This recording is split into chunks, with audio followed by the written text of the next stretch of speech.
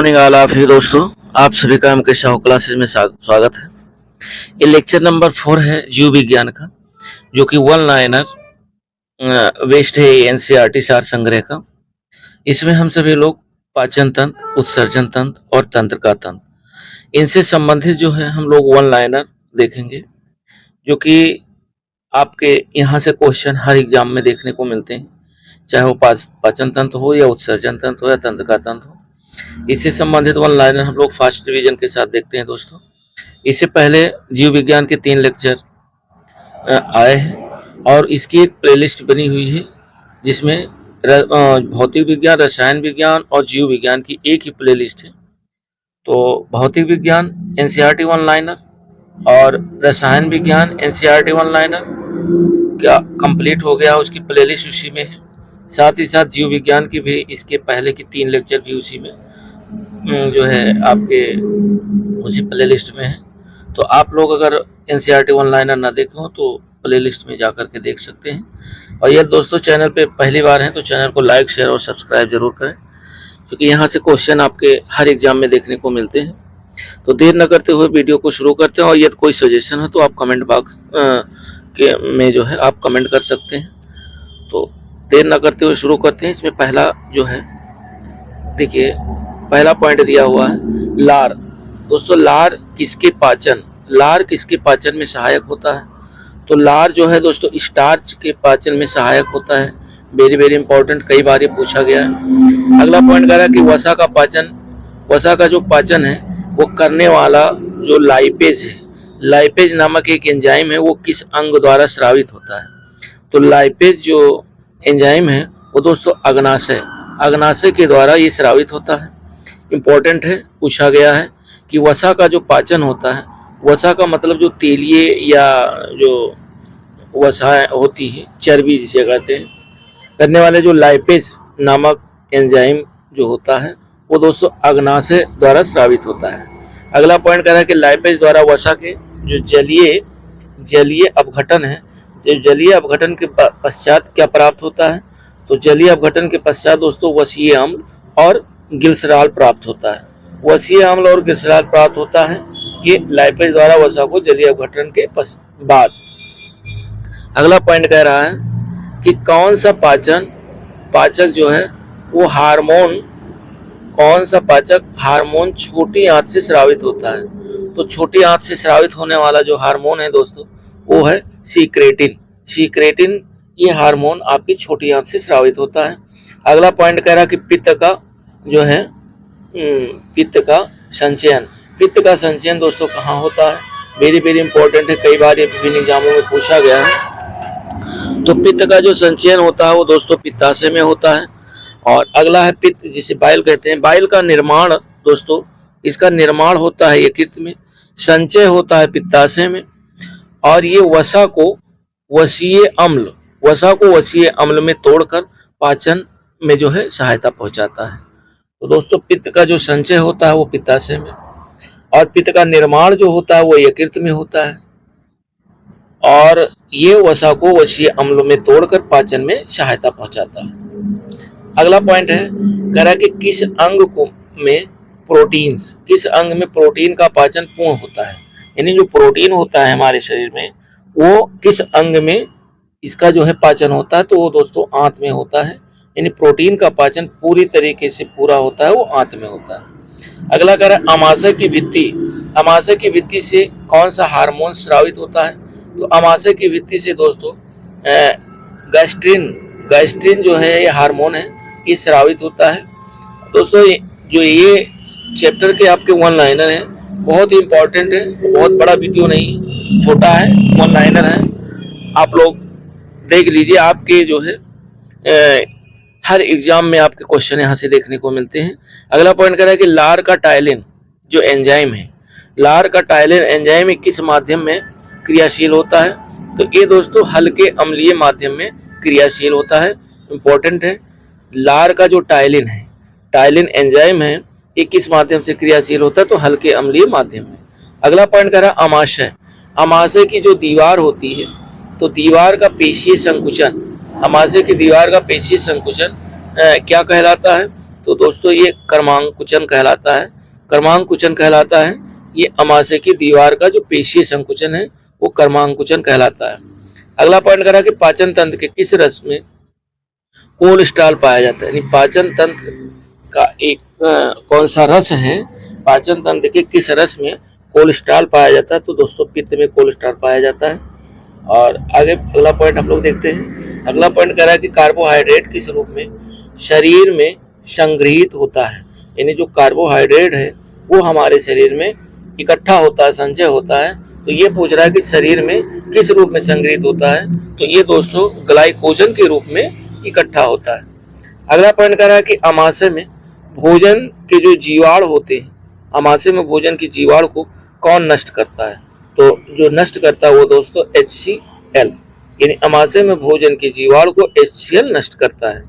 अगला पॉइंट कह रहा है कि मानव शरीर की किस संरचना में कृत्रिम रूप पर शेषिका, यानी कृत्रिम रूप की जो परिशेषिका है वो पाई जाती है।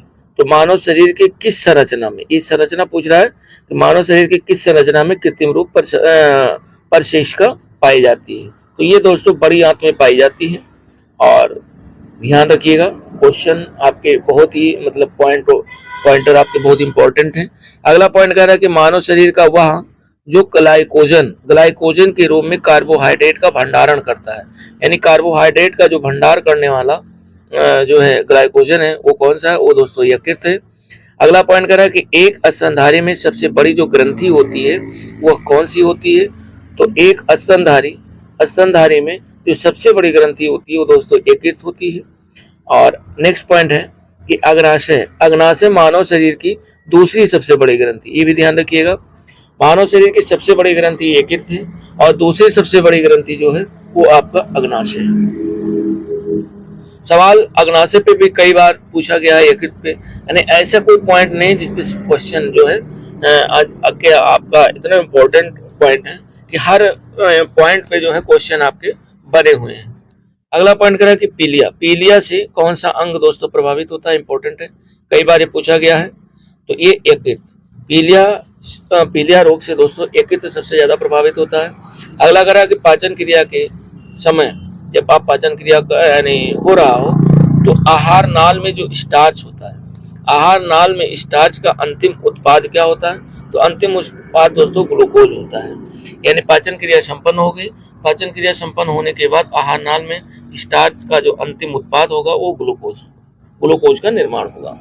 आगे कह रहा है कार्ड मछली के यकृत तेल में कौन सा विटामिन प्रचुर मात्रा में पाया जाता है, तो दोस्तों उसमें विटामिन ए प्रचुर मात्रा में पाया जाता है, यानी कार्ड मछली के यकृत तेल में। अगला पॉइंट कह रहा है कि मम्स या गलसुआ, जिसे कहते हैं मम्स या गलसुआ, ये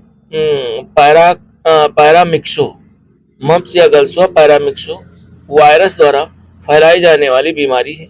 इसके द्वारा, ये पैरामिक्सो एक वायरस है, इसके द्वारा फैलाई जाने वाली बीमारी है जिसमें पैरोटिड ग्रंथि में सूजन, जलन व दर्द होने लगता है, ये मम्स गलसुआ है।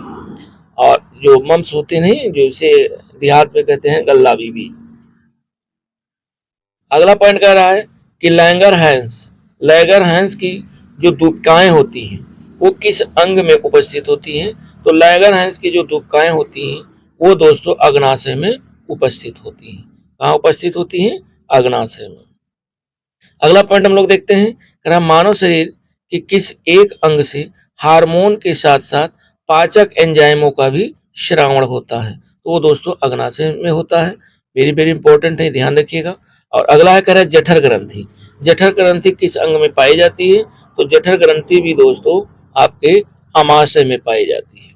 अगला पॉइंट कह रहा है कि यकृत द्वारा किस प्रोटीन का संश्लेषण किया जाता है, वह संग्रहण किया जाता है, यानी यकृत के द्वारा किस प्रोटीन का संश्लेषण भी होता है और संग्रहण भी होता है।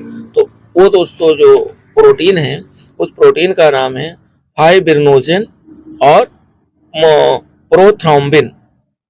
फाइब्रिनोजेन एवं प्रोथ्रोम्बिन जो यकृत द्वारा ये प्रोटीन है जो इनके संश्लेषण भी करते हैं और संग्रहण भी किया जाता है। अगला पॉइंट हम लोग देखते हैं, कह रहा है यकृत में उपस्थित कौन सा पदार्थ है, यानी यकृत में उपस्थित कौन सा पदार्थ है जो मानव शरीर में रक्त को जमने से रोकता है, यानी रक्त को जमने नहीं देता है। तो वो दोस्तों है हिपैरिन। हिपैरिन जो है ये मानव शरीर में रक्त को जमने से रोकता है। तो ये यकृत में उपस्थित होता है। कहाँ उपस्थित होता है? यकृत में उपस्थित होता है। और जो है हिपैरिन, और ये इसका जो काम होता है वो मानव शरीर में रक्त को जमने से रोकता है। अगला पॉइंट कह रहा है कि लंबे समय तक उपवास रखने, यानी लंबे समय तक व्रत रखने या उपवास रखने पर जो सर्वाधिक प्रभाव पड़ता है वो शरीर के किस अंग पर पड़ता है? तो वो दोस्तों वृक्क, किडनी पर सबसे ज्यादा असर पड़ता है।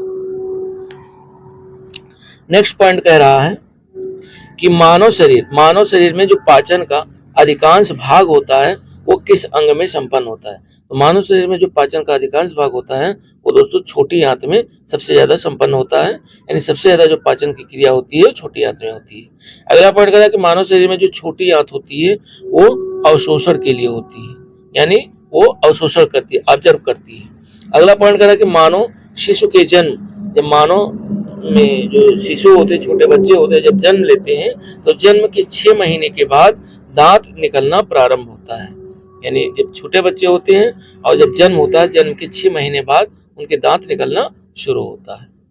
अगला पॉइंट है हम लोग देखते हैं, कह रहा है कि किस अंग के द्वारा रक्त से यूरिया पृथक किया जाता है, यूरिया को अलग किया जाता है, और किस अंग के द्वारा? तो किस अंग के द्वारा ब्लड से यूरिया को अलग किया जाता है? तो वो दोस्तों किडनी के द्वारा किया जाता है, यानी वृक्क जिसे कहते हैं। वृक्क जो है ये वृक्क अंग के द्वारा रक्त से यानी ब्लड से यूरिया पृथक किया जाता है। अगला पॉइंट कह रहा है इंसुलिन।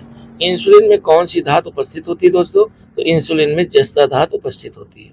अगला पॉइंट कह रहा है कि मानव शरीर में जो यूरिया का निर्माण होता है, यानी मानव शरीर में जो यूरिया बनती है वो किस अंग में जो है होता है? तो वो दोस्तों यकृत में यूरिया का निर्माण होता है, यकृत। अगला पॉइंट कह रहा है कि अल्कोहल के निराविषण के लिए कौन सा जो है मानव अंग उत्तरदायी है? तो ये दोस्तों यकृत उत्तरदायी है। अगला पॉइंट कह रहा है कि मनुष्य के शरीर में खून के शुद्धिकरण की प्रक्रिया को क्या कहते हैं?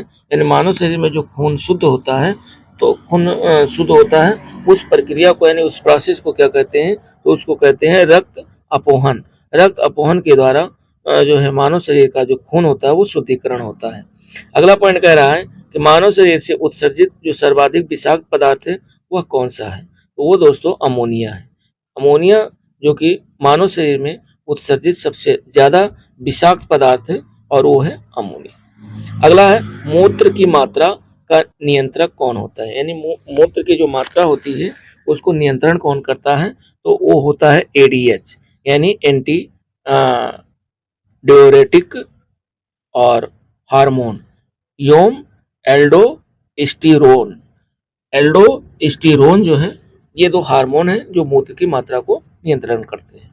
अगला पॉइंट कह रहा है कि एक वयस्क स्वस्थ मनुष्य द्वारा एक दिन में उत्सर्जित मूत्र की मात्रा कितनी होगी? तो लगभग यानी एक स्वस्थ जो वयस्क व्यक्ति है वो एक दिन में लगभग में जो है मूत्र कितना उत्सर्जित करेगा? तो लगभग 1.5 लीटर दोस्तों, ध्यान रखिएगा। अगला पॉइंट हम लोग देखते हैं, और अगला पॉइंट कह रहा है कि कौन सी औषधि जो है वो मूत्र के स्राव को प्रोत्साहित करती है? तो वो दोस्तों है डाईयूरेटिक। डाईयूरेटिक जो है ये औषधि है जो मूत्र के स्राव को प्रोत्साहित करती है। ये एक औषधि है, ध्यान रखिएगा, जो मूत्र के स्राव को प्रोत्साहित करती है, डाईयूरेटिक।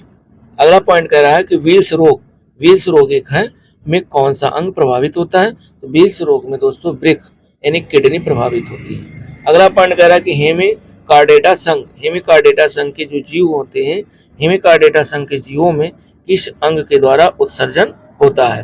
तो हेमिकार्डेटा संघ के जीवों के द्वारा दोस्तों कोशिका जो गुच्छ है उसका उत्सर्जन होता है, कोशिका गुच्छ का उत्सर्जन होता है। आगे हम लोग देखते हैं कि विभिन्न वस्तुओं में यूरिया उत्सर्जी अंग देख लेते हैं। तो देखिए जंतु में और मुख्य उत्सर्जी अंग, मनुष्य में जो मुख्य उत्सर्जी अंग है वो दोस्तों वो वृक्क है। अमीबा में त्वचा सतह व रेतिका। केंचुए में अगर देखा जाए तो उत्सर्जिकाएं होती है। झींगा मछली में हरित ग्रंथियां होती हैं। फीता क्रेम में फ्लेम कोशिकाएं होती हैं। आर्थ्रोपोडा में दोस्तों माइलपीगी नलिकाएं होती हैं। और सिलेंट्रेटा में ये होता है त्वचा अस्तर व मुख। इसी के साथ साथ हम लोग देखते हैं कि ब्रिक में जो पथरी होता है, किडनी जो स्टोन होता है, वो यूरिक अम्ल और कैल्शियम ऑक्जेल, ध्यान रखिएगा, कई बार पूछा गया है, यूरिक अम्ल और कैल्शियम ऑक्जेलेट तथा कैल्शियम फास्फेट के कारण होती है। यानी इन्हीं से जो है ये आपके ब्रिक में जो है पथरी बनती है। अगला पॉइंट कह रहा है जो किडनी में पथरी स्टोन बनता है वो यूरिक अम्ल, कैल्शियम ऑक्जेलेट और कैल्शियम फास्फेट के कारण बनती है। अगला पॉइंट कह रहा है कि गुर्दे की जो कार्यात्मक इकाई है वो क्या है दोस्तों, तो वो है नेफ्रॉन है। अगला है कि नाखूनों में कौन सा प्रोटीन होता है, तो एक क्रिएटिन होता है दोस्तों, कई बार एक क्रिएटिन पूछा गया है। और वृक्कों यानी किडनी के काम न करने पर रक्त में यूरिया की जो मात्रा है वो बढ़ जाती है और उसे क्या कहते हैं दोस्तों, तो उसे कहते हैं यूरीमिया। यानी रक्त में, ब्लड में जो है यूरिया की मात्रा बढ़ जाती है और उसे यूरीमिया कहते हैं। अगला पॉइंट हम लोग देखते हैं कि मनुष्य में किस प्रकार का जो है उत्सर्जन पाया जाता है, तो मनुष्य में दोस्तों यूरियोटेलिक उत्सर्जन पाया जाता है। यूरियोटेलिक उत्सर्जन जो है ये पाया जाता है मनुष्य के यूरियोटेलिक उत्सर्जन में जो है पाया जाता है। अगला पॉइंट कह रहा है कि यूरोक्रोम का निर्माण कैसे होता है दोस्तों, तो यूरोक्रोम का जो निर्माण होता है वो लाल रुधिर कणिकाओं के हीमोग्लोबिन से, यानी लाल रुधिर कणिकाओं के द्वारा हीमोग्लोबिन से होता है जो आरबीएस होते हैं। अगला पॉइंट कह रहा है कि ब्रिक किडनी से प्रति मिनट यानी 1 मिनट में औसतन रक्त प्रवाह होता है। यानी 1 मिनट में किडनी से कितना रक्त प्रवाह होता है, तो दोस्तों 1 से 1.2 लीटर प्रति मिनट। ये देखिए 1 से 1.2 लीटर प्रति मिनट जो है औसतन रक्त प्रवाह होता है, कहां से, किडनी से। और नेक्स्ट पॉइंट कह रहा है, अगला पॉइंट हम लोग देखते हैं, चूंकि पॉइंट बहुत इंपॉर्टेंट है थोड़ा, इसलिए थोड़ा स्लो देखते हैं कि ब्रिक नलिकाओं के दूरस्थ जो कुंडलिक भाग, ब्रिक नलिकाओं के दूरस्थ कुंडलिक भाग से मुख्यतः किसका जो है पुनरावशोषण किया जाता है, तो ये होता है सोडियम क्लोराइड का दोस्तों। अगला पॉइंट कर रहा है कि ब्रिक के चारों ओर पाए जाने वाले जो झिल्ली नुमा आवरण होते हैं, तो झिल्ली नुमा आवरण को क्या कहते हैं, तो इसको कहते हैं दोस्तों पेरिटोनियम। क्या कहते हैं, पेरिटोनियम कहते हैं, झिल्ली नुमा आवरण को पेरिटोनियम कहते हैं। अगला पॉइंट कर रहा है कि वो बीमारी जिसमें मूत्र के साथ रक्त आता है, यानी मूत्र के साथ रक्त भी आता है, तो वो कौन सी बीमारी होती है, वो होती है दोस्तों हीमोटूरिया एक बीमारी है जिसमें मूत्र के साथ रक्त यानी ब्लड भी आता है। अगला पॉइंट हम लोग देखते हैं, और ये कह रहा है कि शरीर में जो संपूर्ण रक्त होता है वो किसके माध्यम से शुद्ध होता है, तो शरीर में जो संपूर्ण रक्त होता है वो शुद्ध होता है दोस्तों किडनी के माध्यम से, यानी ब्रिक के माध्यम से। अगला पॉइंट क्या है हम लोग देखते हैं, कह रहा है केचुआ मुख्य रूप से, केचुआ जो होता है वो मुख्य रूप से अमोनोटेलिक यानी अमोनिया उत्सर्जन जंतु है, किंतु पर्याप्त जल न प्राप्त होने पर ये यूरोटेलिक यानी यूरिया उत्सर्जन हो जाता है। ये भी ध्यान रखिएगा, क्वेश्चन बन सकते हैं। अगला हम लोग देखते हैं कि कशेरुकी जंतुओं में जो उत्सर्जी अंग होते हैं, उत्सर्जी अंग और उत्सर्जी पदार्थ। देखिए ब्रिक से दोस्तों क्या होता है, ब्रिक जो उत्सर्जी अंग है इससे जो उत्सर्जन पदार्थ होता है वह रुधिर से मूत्र के रूप में अत्यधिक जल नाइट्रोजन अपशिष्ट पदार्थ जैसे यूरिया और आदि का उत्सर्जन। फेफड़े से दोस्तों ये अमोनिया को यूरिया में परिवर्तित करता है। अगला है यकृत से, ये नाइट्रोजन पदार्थों का निष्कर्षण करता है। और चौथा है आंत से दोस्तों जो उत्सर्जन पदार्थ है वह आपका कैल्शियम और धातुओं के लवण की आवश्यकता से अधिक मात्रा का उत्सर्जन करता है। अगला पॉइंट हम लोग देखते हैं कि जलीय प्राणियों में नाइट्रोजन विनिमय से उत्पादित होता है, तो जलीय प्राणियों में जो नाइट्रोजन विनिमय से उत्पादित होता है वो अमोनिया उत्पादित होता है। नेक्स्ट पॉइंट कह रहा है कि गठिया रोग का क्या कारण है, तो रक्त में जो प्रवाहित यूरिक एसिड है, रक्त में प्रवाहित यूरिक एसिड का सोडियम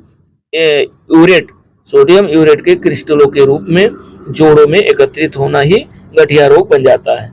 अगला कह रहा है कि अमाशय की दीवारों का जो पेशीय संकुचन है वो क्या कहलाता है दोस्तों, यानी अमाशय की दीवारों का जो पेशीय संकुचन है वह कहलाता है पेरिस्टालिसिस, पेरिस्टालिसिस कहलाता है।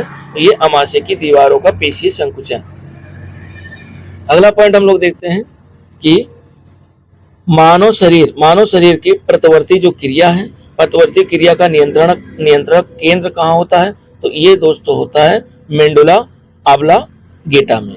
अगला पॉइंट कह रहा है कि हृदय की धड़कन की गति किसके द्वारा बढ़ती है? तो हृदय की जो धड़कन की गति होती है वो अनुकंपी तंत्रिका के द्वारा बढ़ती है।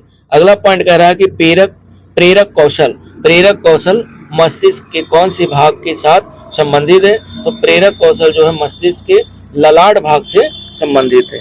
नेक्स्ट पॉइंट है कि मानव के मस्तिष्क का सबसे बड़ा जो भाग है वो दोस्तों क्या है? तो मानव शरीर के मस्तिष्क का जो सबसे बड़ा भाग होता है वो रोम्बेन शिफैलान, यानी रोम्बेन शिफैलान। ये मानव मस्तिष्क का सबसे बड़ा भाग है रोम्बेन शिफैलान।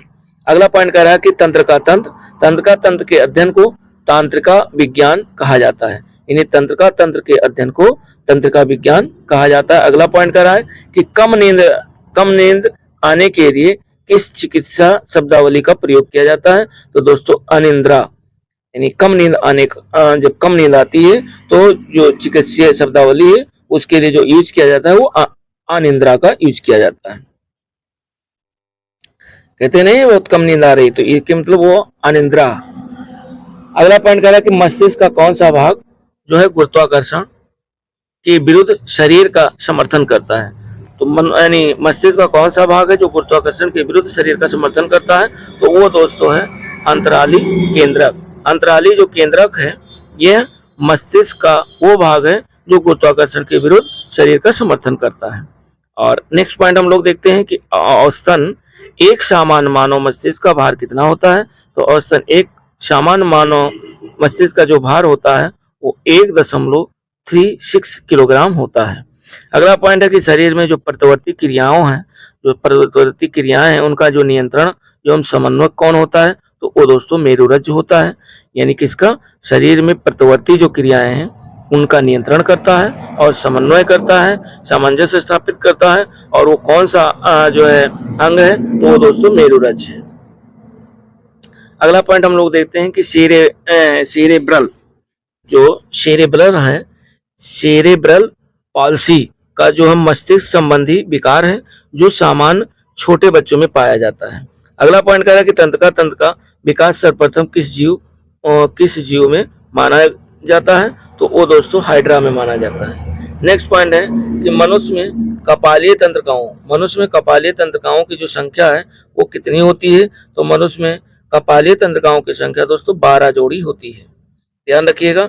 मनुष्य में मेरु तंत्रिकाओं की संख्या कितनी होती है? तो मेरु तंत्रिकाओं की जो संख्या होती है वो दोस्तों 31 जोड़ी होती है। 31 जोड़ी मेरु तंत्रिकाओं की संख्या होती है। नेक्स्ट पॉइंट है कि मानव शरीर में भूख तथा तृप्ति मस्तिष्क के किस भाग द्वारा नियंत्रित होता है? तो वो दोस्तों है ये हाइपोथैलेमस ग्रंथि के द्वारा हमें पता चलता है कि भूख लगी है या हमारा जो है मन तृप्त हो गया है।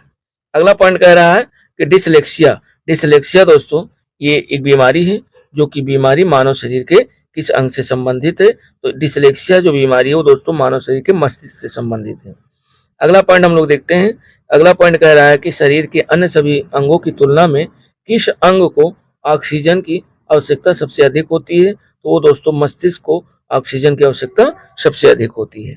नेक्स्ट पॉइंट कह रहा है कि तंत्रिका ऊतक का प्रमुख कार्य क्या है? तो तंत्रिका ऊतक का प्रमुख कार्य है उत्तेजनाओं को प्राप्त करना तथा मेरुरज्ज व मस्तिष्क के आवेग को भेजना। यानी जो भी उत्तेजनाएं हैं उनको प्राप्त करके मेरुरज्ज और मस्तिष्क के आवेग को भेजने का काम ही तंत्रिका ऊतक का होता है। अगला पॉइंट हम लोग देखते हैं। कह रहा है कि भोजन ग्रहण के बाद आहार नाल की जो तरंगति होती है और उसकी दीवारों की ग्रंथियां जो होती हैं, ग्रंथियों के श्रावण का जो उत्तेजन है वो किस तंत्र के द्वारा होता है? तो वो होता है प्रानुकंपी तंत्र के द्वारा होता है। अगला पॉइंट कर रहा है कि कौन से तंत्र हमारे शरीर में समन्वय का कार्य करते हैं, यानी सामंजस्य बैठाने का कार्य करते हैं? तो वो दोस्तों है तंत्रिका एवं अंतःस्रावी तंत्र, तंत्रिका तंत्र और अंतःस्रावी तंत्र। अगला पॉइंट हम लोग देखते हैं। और ये कह रहा है कि जो मनुष्य ये नहीं समझ पाता है कि कब उसे भोजन करना चाहिए या रोक देना चाहिए या भोजन करना रोक देना चाहिए, वो किस रोग से पीड़ित है, तो वो दोस्तों बुलिमिया रोग से पीड़ित है। कई बार ये पूछा गया है विभिन्न एग्जामों में, ध्यान रखिएगा। अगला पॉइंट कह रहा है कि जैविक घड़ी मानव शरीर के किस अंग में स्थित होती है, तो जैविक घड़ी मानव शरीर के हाइपोथैलेमस ग्रंथि में जो है स्थित होती है।